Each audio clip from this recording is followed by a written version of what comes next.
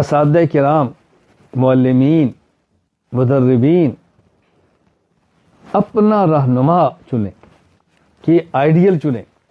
میں سمجھتا ہوں جو میں نے اپنی زندگی میں پڑھا ہے، دیکھا ہے، میں سمجھتا ہوں کہ 3 معلم ایسے ہیں، اللہ اکبر، مثال نہیں ہے۔ سب سے پہلے رسول اکرم صلی اللہ علیہ وسلم، ان کو تو قرآن نے معلم فرمایا نا، یعلمہم، قرآن نے فرمایا۔ کیا بات، وہ تو ہمارے ایمان کا حصہ ہے۔ ان سے تو ہلکی سی روح گردانی بھی ایمان سے نکال دیتی ہے، دنیا آخرت میں برباد کر دیتی ہے۔ رسول اکرم صلی اللہ علیہ وسلم معلم ہیں۔ آپ پیغمبر پاک کی زندگی پڑھیں اور ان کے شاگرد جو صحابہ ان سے شفقت دیکھیں، محبت دیکھیں، ان کی فکر دیکھیں اور ان کی کمزوری پر چشم پوشی دیکھیں، ان کے لیے کڑنا دیکھیں، رسول اکرم صلی اللہ علیہ وسلم۔ نمبر 2، پھر تابعین میں حضرت امام اعظم ابو حنیفہ نعمان بن ثابت رحمہ اللہ، کیا اس استاد نے شاگرد تیار کیے ہیں۔ قاضی امام ابو یوسف، امام محمد، اللہ اکبر، امام ظفر، کیا جبال علم تیار کیے۔ وہ شخص دنیا سے چلا گیا اور شاگردوں کی کھیپ تیار کر دی۔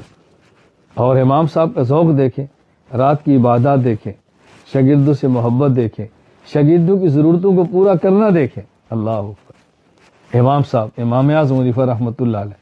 نمبر 3، شیخ الہند محمود حسن دیوبندی نور اللہ مرقدہ، عجیب شخص تھا، عجیب شخص تھا، اللہ اکبر۔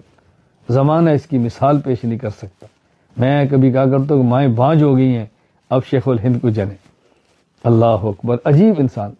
کیسے شاگرد تیار کیے، شیخ الاسلام سید حسین احمد مدنی، حکیم الامت اشرف علی تھانوی، شیخ الاسلام شبیر احمد عثمانی، اللہ اکبر، بانی تبلیغ جماعت مولانا محمد الیاس رحمہ اللہ تعالی، خاتم المحدثین علامہ انور شاہ کشمیری، کیا جبال علم اس بندے نے تیار کیے تھے۔ مفتی ہند، مفتی کفایت اللہ دہلوی، آپ شیخ الہند کی زندگی پڑھیں، کیا وہ یعنی دارالعلوم دیوبند میں پڑھانا اور سالہ سال تک شیخ الہند کا معمول رہا، جمعرات کو سبق ختم کر کے سفر کرنا اور گنگو اپنے شیخ کی خدمت میں جانا، جمعہ کے دن پھر وہاں سے نکلنا اور عشاء کو دیوبند پہنچنا۔ سالہ سال تک شیخ الہند کا کتنا بڑا شخص تھا، پڑھانے کے باوجود اپنے شیخ کے یہاں پیدل جانا اور ہر ہفتے جانا اور رات وہاں گزار کے آنا۔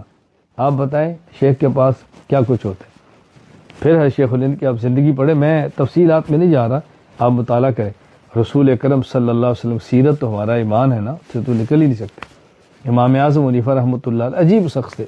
تو یہ ہمارے ایسے معلم رہنما ہیں، ہم نے ان کی زندگی کو دیکھنا ہے، ان کی زندگی سامنے رکھ کے ہم نے اپنی زندگی کو دیکھے۔ اگر کوئی ایسی چیز نظر آئے کہ جو خوبی اور ہمارے اندر موجود ہے، اللہم لک الحمد ولک الشکر، اللہ کا شکر ادا کریں۔ اگر ہمارے اندر نہیں ہے تو پھر اس کو تاہی کو دور کریں، ان کی زندگی دیکھیں اور خود کو بنانے کی کوشش کریں۔